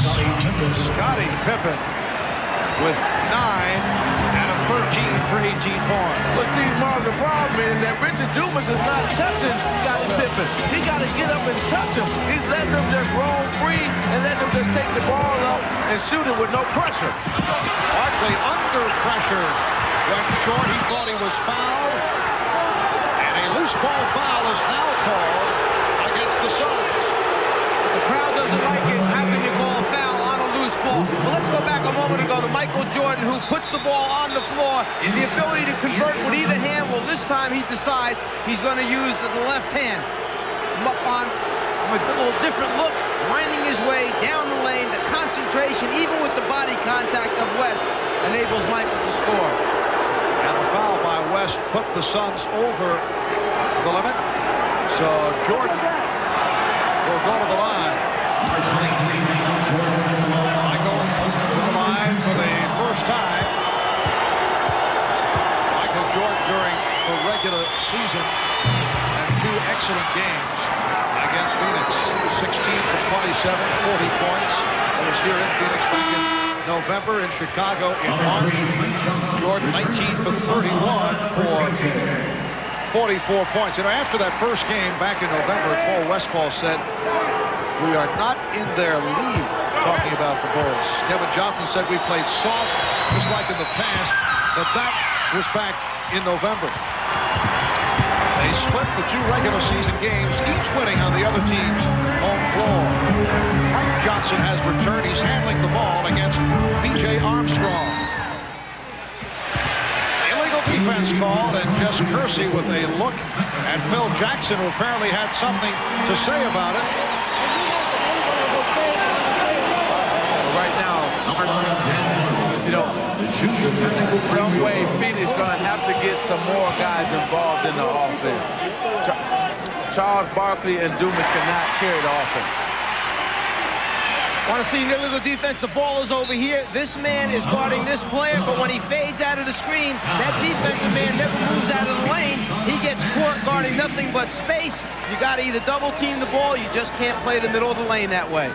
And a timeout taken here at the America West Arena in Phoenix. The Bulls lead by 10. To this point, it has not been a good shooting night for Charles Barkley. 6 for 19, but look at this breakdown. Well, what happened in here is he's 1 for 7 jump shots, 5 for 12 inside. The reason that being is because he's shooting over a taller man, and Horace Grant is 6'10", Charles Barkley is 6'4". He's giving them all kind of problems. You get frustrated when you go inside and you can't get a shot to fall over a taller opponent, so what you tend to do is you try and step away, maybe get a face-up look, see if you can get your game going that way. It hasn't happened so far for Charles. Here's Marley, who has been quiet again, not able to hit the 3. Barkley inside. And Grant pops it down. Good job by Pippen in the box out on Barkley, leading to Grant getting to that. Jordan with a crossover to set it up. And Barkley gets to it. His pass knocked away. Jordan with the save. And back come the Suns. Frank Johnson challenges and then changed his mind. Marley with the open 3. Yes! Well, Dan Marley, who set an NBA playoff record by hitting 8 in one game against Seattle, hits the first 3-pointer for Phoenix tonight. They're 1 for 5 from downtown. It has not been a weapon thus far. The Bulls lead by 7 as we come up on 3 minutes to go in this third quarter. Jordan off the fake, the pass behind Cartwright. Well, what a crazy play for Dan Marley to finally knock a 3 down on him. I mean, you know, the save, the knock around, Frank Johnson get caught up in the air and then pass it back out, but he finally knocks it down. Let's see if he can capitalize on that being Dan Marley. Bill Cartwright charged with his 3rd. Phoenix already over the limit for the Bulls. Only their 2nd team foul. Paul Westphal has Frank Johnson now at the point guard position. Johnson and Marley at the guards. Barkley, Miller, Dumas up front. Barkley drawing the double team, threw it out. Johnson went short. Johnson with the save. Now, wait a moment. Did he catch his own magic, his own shot? You can't. That's what they're discussing right now to see if Frank Johnson caught his own shot. So you can't do that. They said that B.J. Armstrong tipped it. Well, if it was deflected by B.J. Armstrong, then you can go get it. But if it's an air ball by yourself, you cannot shoot an air ball and then go chase down your own shot and grab it. And they call a foul on Pippen, who is discussing it with Hugh Hollins. Well, see, the problem there was, Mark, that Bill Cartwright felt that Frank Johnson just shot the jump shot. He didn't go after it. Frank Johnson come running in and out-hustled him because he knew that if he could get to it, that he could throw it and save it. So it was a good move by Frank Johnson. Danny Ainge replacing Richard Dumas, who hears it from the crowd as he get another look at that play.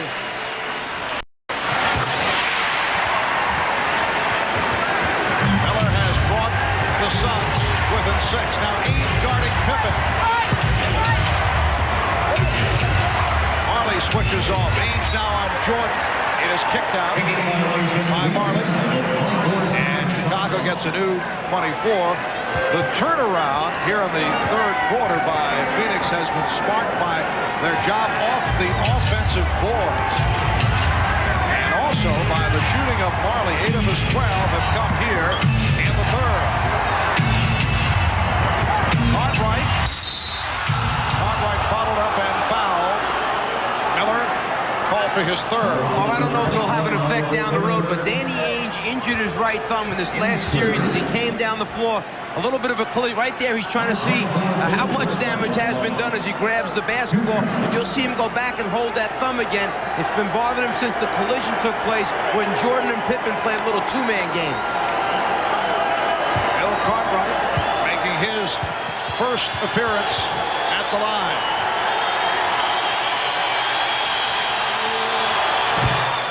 Bulls now lead by 7.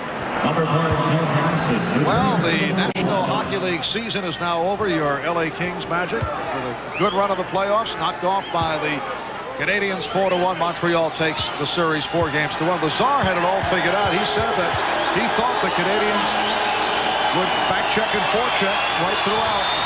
That was his explanation.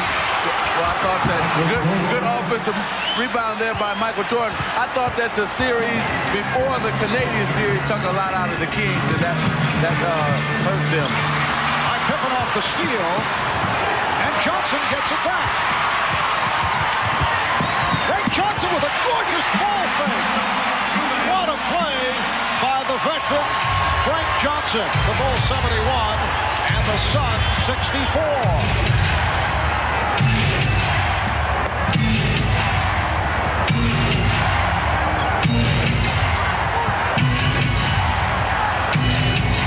Shot clock down to 7.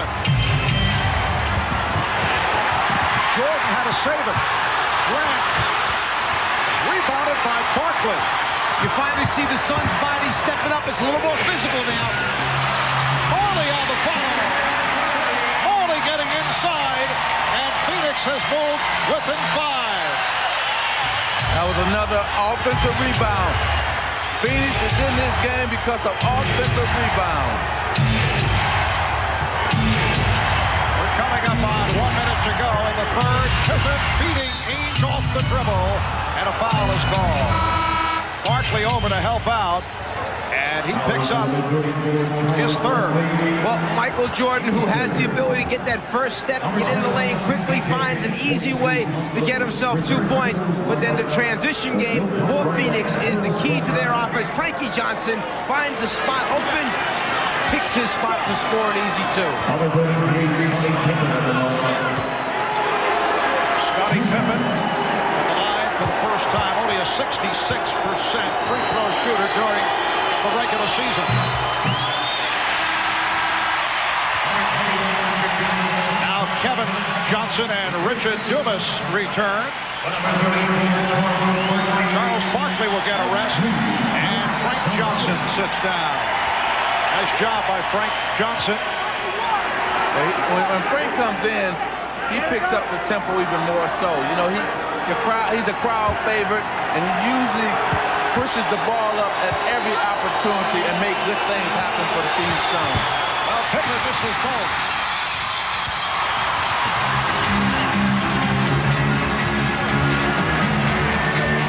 Kevin Johnson Johnson putting the move on John Paxson and a blocking foul call on Paxson. Looked to me like John Paxson did a pretty good job of moving his feet, staying in front of the basketball, and absorbing the blow by Kevin Johnson. Looks like a John Paxson doesn't agree with it and reacts, and someone over on the Chicago bench did not agree with that call either.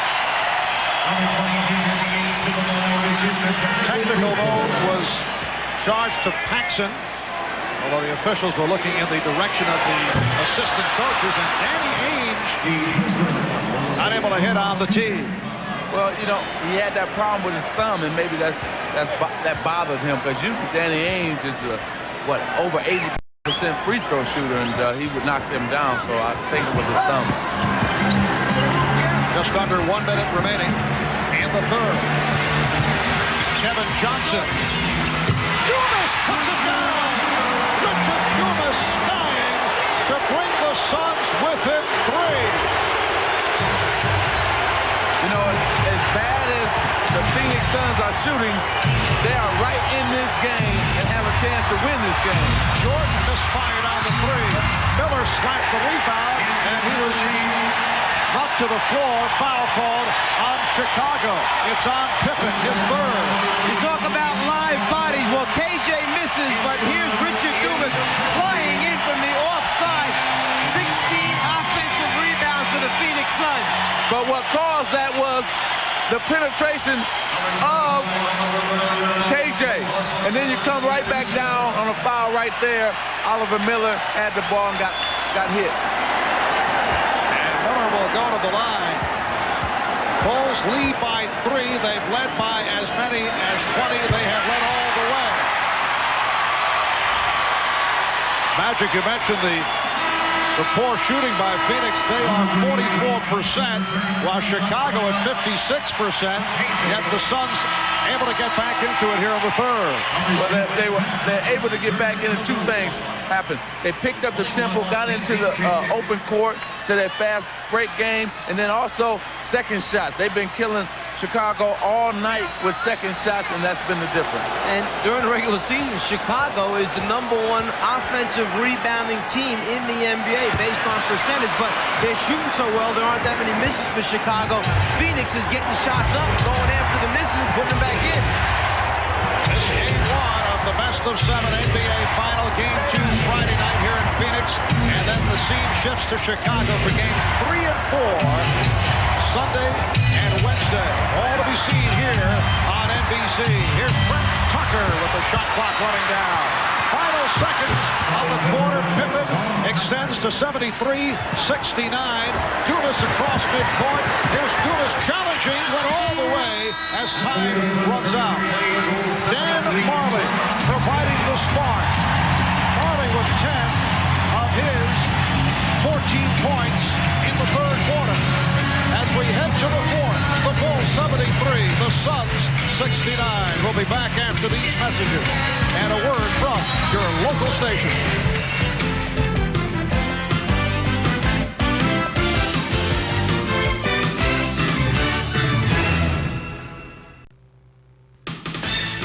This copyrighted telecast of the National Basketball Association may not be retransmitted, reproduced, or rebroadcast without the express written consent of the NBA.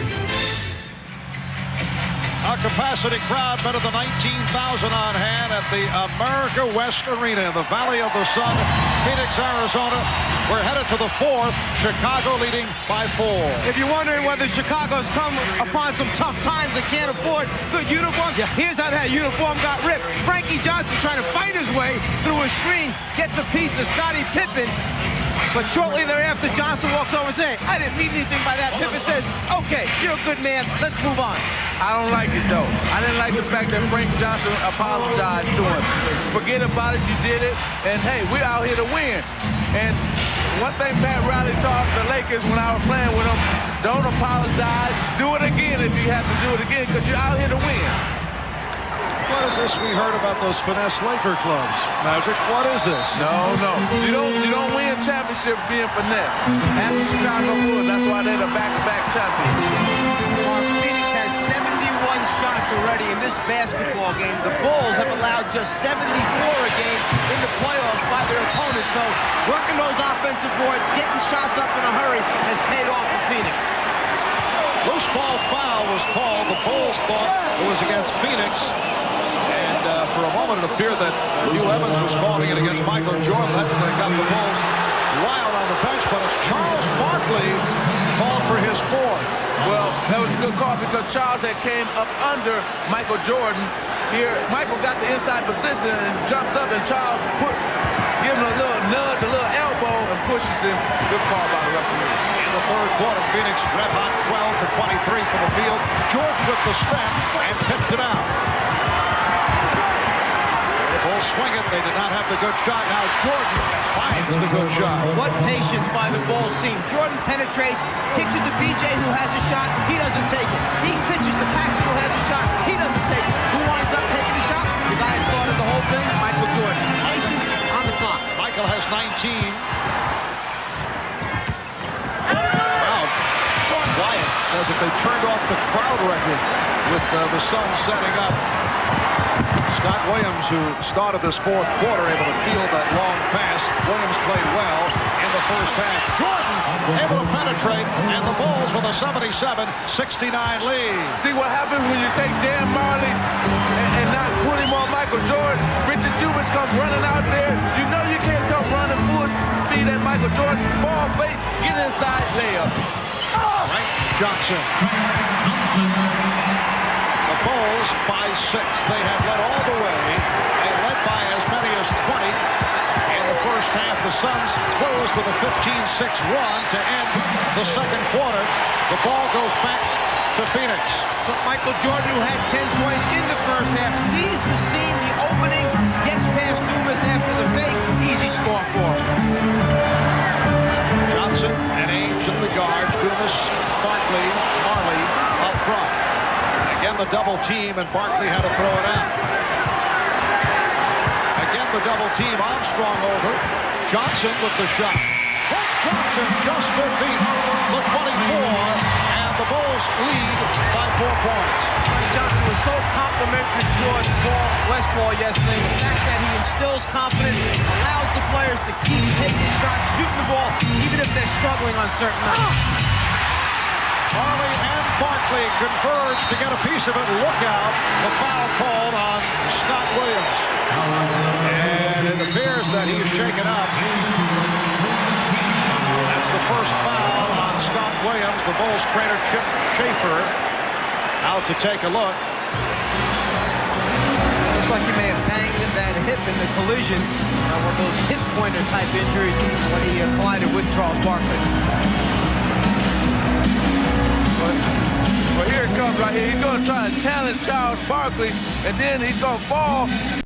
Oh, yeah, hip first. It might be. Hopefully, it's not a hip pointer. 9:40 remaining in this fourth quarter. We'll be right back. Miller Genuine Draft presents Genuine Moments. This Miller moment takes us back to the 1987 finals, the year Magic Johnson of the Lakers beat their arch rivals from Boston in 6, leading to this memorable prediction from Coach Pat Riley. And I'm guaranteeing everybody here, next year we're going to win it again. Well, the Lakers stood by his word, repeating as champs the following season. In recognition of this moment, Miller Genuine Draft will donate $1,000 to the Thurgood Marshall Scholarship Fund. Magic, what was your reaction when Pat promised the repeat championship? We thought he was crazy. We were upset with him for saying that because we wanted to enjoy the one we had just won. Putting a little pressure on. 2.5 gone by, fourth quarter. Phoenix with the ball. They're down by 4. Barkley rebounded by Grant. Barkley knocked it away, and a foul's called. Richard Dumas called for his third. Let's go over to Hannah Storm. Hannah? Well, the Phoenix Suns have quite a cheering section over here. These are all the sons of the Suns. As you can see, they have their rally caps working. In fact, Skylar Chambers right here. If you'll take that off, Skylar, we can see that you even have your head shaped like his favorite player, Charles Barkley. All right, Hannah. Michael Jordan jump shot, and one official said last touch by Phoenix, one said last touch by Chicago, and they are now having a conference. They changed the call. It was deflected out by the Bulls. Well, that's why you have 3 officials on the floor. Make sure you get it straight. Little conference is okay. Shot goes up. Now, where did the ball wind up touching? Who did it go off of last? That's the decision. Well, not only do you have 3 officials, but 3 of the best officials here. Jordan with the steal. And Jordan goes all the way. You also may have noticed Scott Williams, who went down prior to the timeout, is okay, landing on the hip, but he is still on the floor. And guarding Miller. 8.5 remaining, 4th quarter. 6-point Chicago lead. Dumas going blank. 20 points for Richard Dumas. You can see here that Chicago has gone to that 3-guard offense right now, with Michael Jordan really playing small forward. Jordan off the dribble. 25 for Jordan. Only on the transition. Nice job protecting the ball with Jordan looking for the steal. When Michael goes to the basket or Michael pulls up for a jumper, they take the defensive player on him and run him out right away, hoping they can get an easy one. But Mike, that wasn't Michael fought. You got 2 other guards in the game. Michael scored. Somebody should get back. Chicago with a 4-point lead. Barkley chest to chest with Williams, going cross court with Paxson. So John Paxson extends to an 83-77 lead. Phoenix Suns have hit their last 4 shots. Here comes Armstrong looking to help, then he drops back. Oh, what a move! Barkley with the spin. It has been an off night for Charles, only 7 for 22. He has 14, but he has brought the Suns within 4.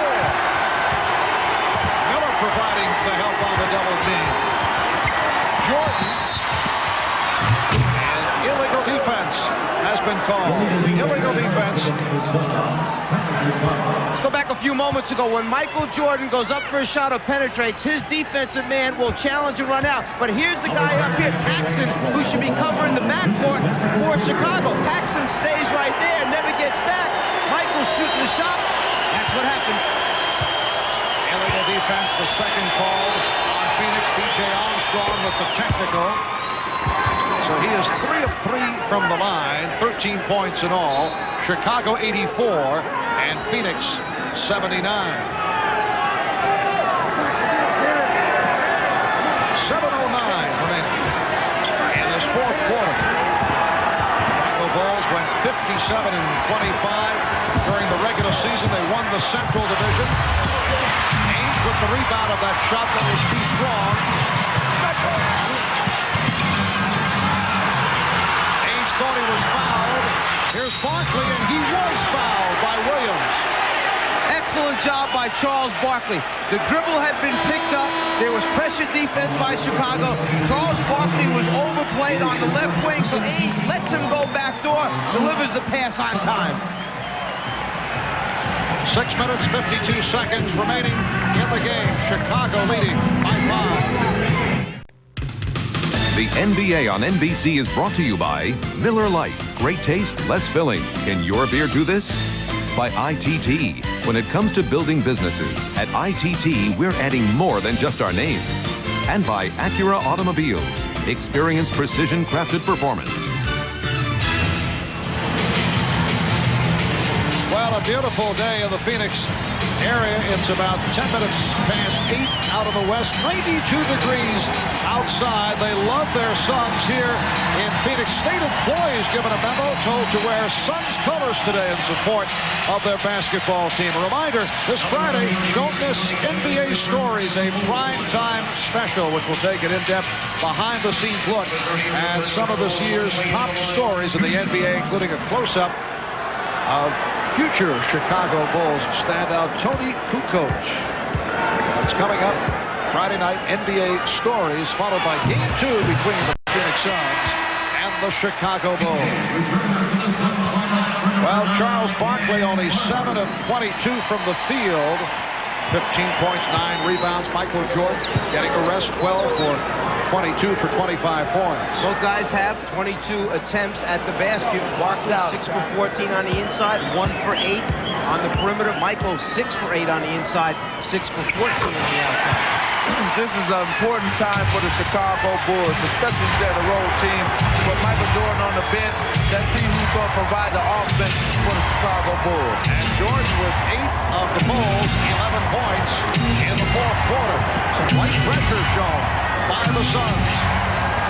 Bulls with a 3-point lead. They led by as many as 20. Shot clock running down. It's down to 2. Armstrong, very difficult angle shot. Knocked out of bounds by the Suns. See, this is what happened. Now here comes Michael Jordan right back into the game. See, Bill Jackson was sensing that they couldn't get anybody involved in terms of getting somebody a shot because those guys out on the court besides Scottie Pippen, he's the only one that can break somebody down off the dribble.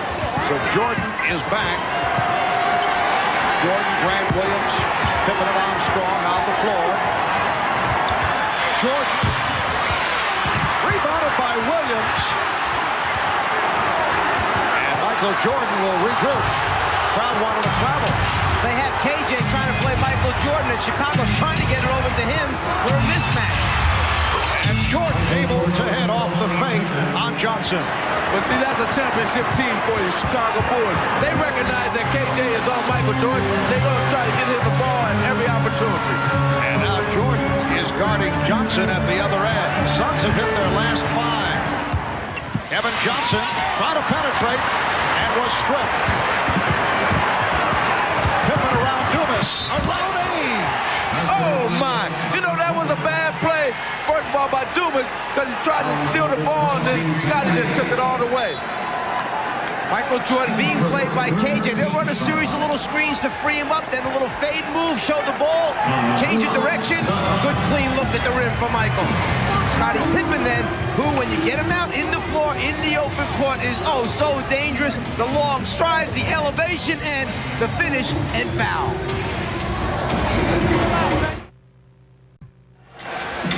Well, Michael Jordan with 10 points in the fourth quarter has passed Elgin Baylor on the all-time playoff scoring list and is only 9 points away from the number 5 man, Magic Johnson. I know a very sad moment for you. Definitely, because he's going to pass me tonight, so that'll be over.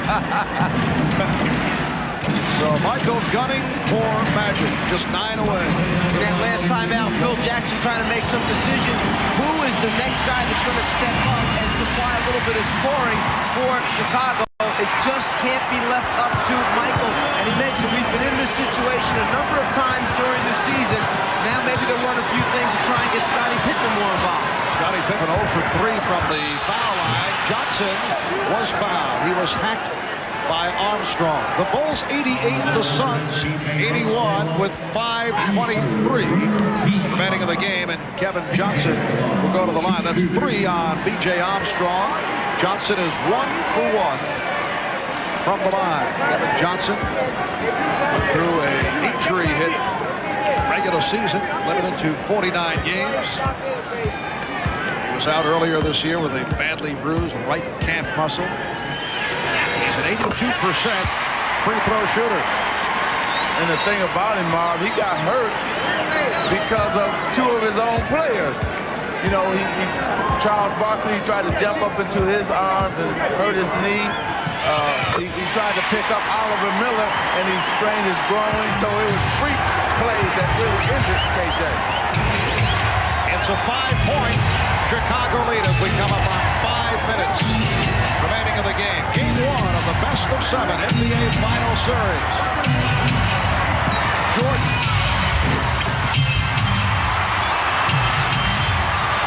And Pippen able to get to it.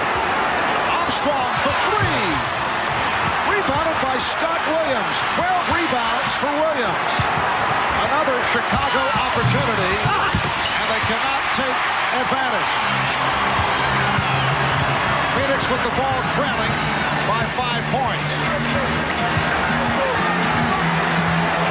They isolate Johnson with Armstrong. Armstrong closing the baseline.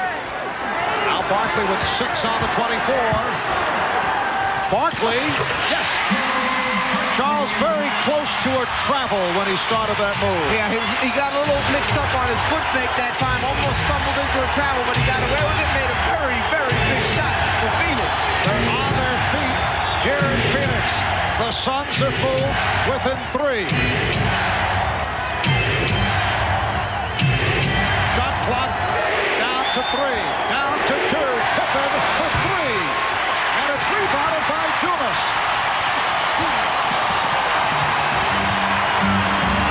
Just under 4 minutes remaining in the game.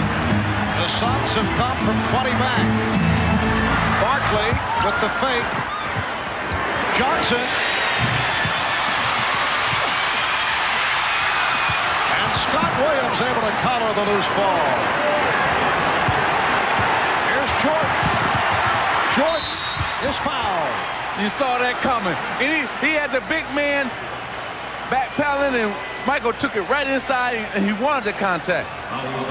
Barkley, after giving a little bit of fake, elevates a little bit of fade, just enough to get it over the top of the outstretched hand of Grant.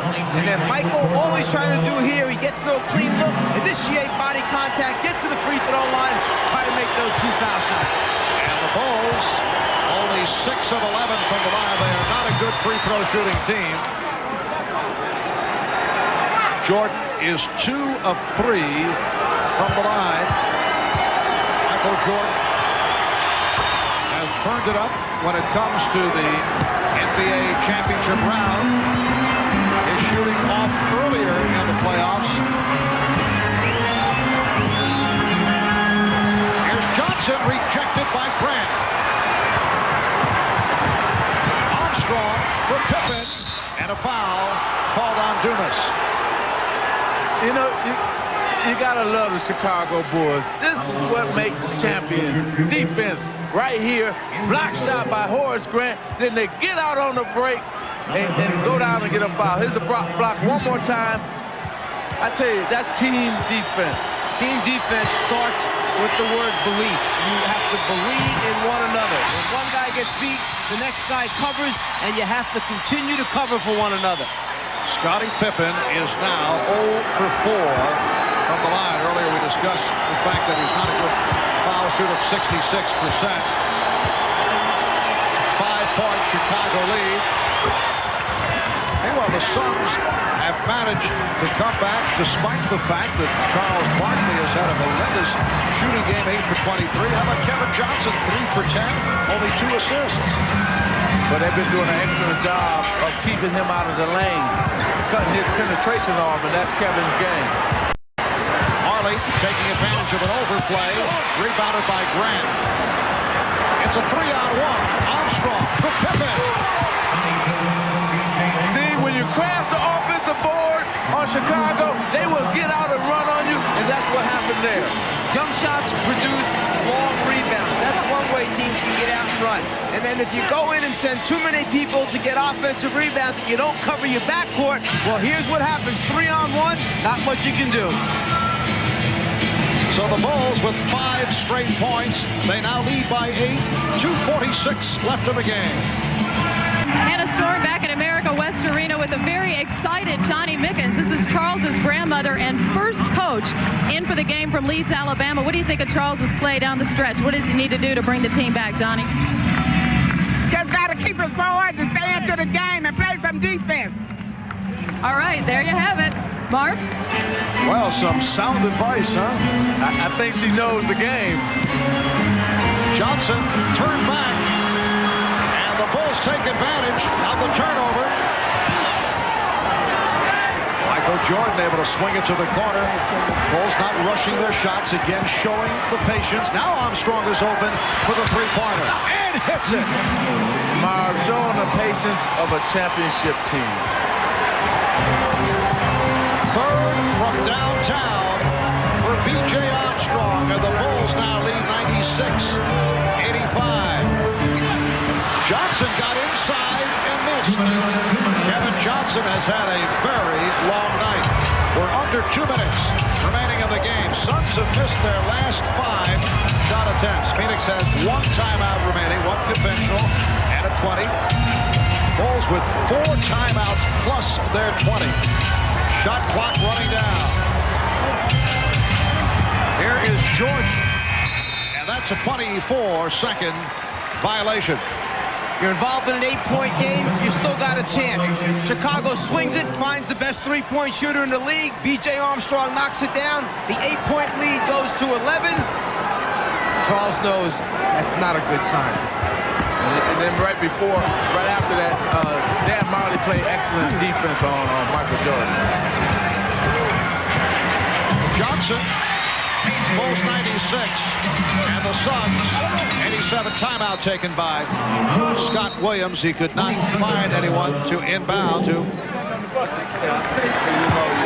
So a minute 26 remaining in this fourth quarter, and the Bulls leading at 96-87. Reminder tonight, following your late local news, don't miss the Tonight Show with Jay Leno featuring singer Betty Carter, then Late Night with David Letterman. His guests include comedian Dennis Miller, followed by Later with Bob Costas. Bob obviously very busy with the NBA Finals, handing over the show temporarily to guest host Matt Lauer, who will be talking with Montel Williams. That's all tonight right here on NBC.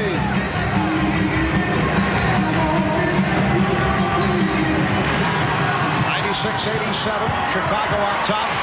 Jordan had it knocked away by Dumas, and the Bulls have 16 on the 24. Well, you can look for Chicago now to just use the clock. Go wind the clock down right to the end and then take the shot then. The Chicago Bulls seeking to take away the home court advantage of the Phoenix Suns with the victory here in Game 1. Game 2 Friday night here in Phoenix, then they move to Chicago for games 3 and 4. Barkley for 3. Charles Barkley hammers from three-point range to bring Phoenix within 6. Just under 1 minute to go in the game. There's still plenty of time left in this basketball game. They need a few breaks, but that's not one of them right there. Well, the whole team of the Phoenix Suns just watch Michael just go in for the easy layup. You got to converge on him. Maybe they thought he was going to pull it out, pass it around for a while, Magic. Use some time up. Barkley, Pippen with the rebound, and he's fouled by Ainge. Michael Jordan has 31, 14 of the 31 in the fourth quarter, so a fast finish by Michael Jordan. In transition, Charles knew he had to get a shot up quickly, get a clean look, get set, follow through, and then nothing but net on the three-pointer. But then Chicago brings it right down, and perhaps Phoenix thought he was going to pull it out. No way. He saw the opening. He takes advantage. Charles Barkley, 9 for 25. Scottie Pippen is now 1 for 6 from the line. And Barkley and Johnson depart. Not a good one for the two stars of this Phoenix Suns ball club. Barkley finished with 21 points on the 9 for 25 shooting. Johnson only 4 of 13. Well, Mark, they have to know in their minds that they can shoot better. So they can feel good about this game in terms of, because they didn't shoot well in terms of the Phoenix Suns, they were still in it. Danny Ainge goes all the way. So they have something to build on at least. You think they really could feel good about this, though? Well, I do, because it's only a 7-point game right now. I feel that Chicago should have almost blew them out the way they shot the ball from the outside. So in their minds, in terms of the Phoenix Suns, they can feel good that they dominated the offensive boards and say, look, we know we're going to shoot better, so let's just come back, play a better game on Friday, shoot better, and we can win the game. It is 99-92, Chicago on top. I would think this is the last place Scottie Pippen wants to be at this point. He has just had a horror show at the foul line. He's had another solid game, 26 points, but 2 of 8 from the line. Well, you know tomorrow that's where he will be, at the free throw line, working on the free throws and try to improve there. The Bulls lead 100-92. Regular season, a 66% free throw shooter. Brought it up to 68 actually for the playoff game thus far, but struggling today from the line. Scottie Pippen. And Ainge fouled by Jordan. 23 and 6/10 seconds remaining.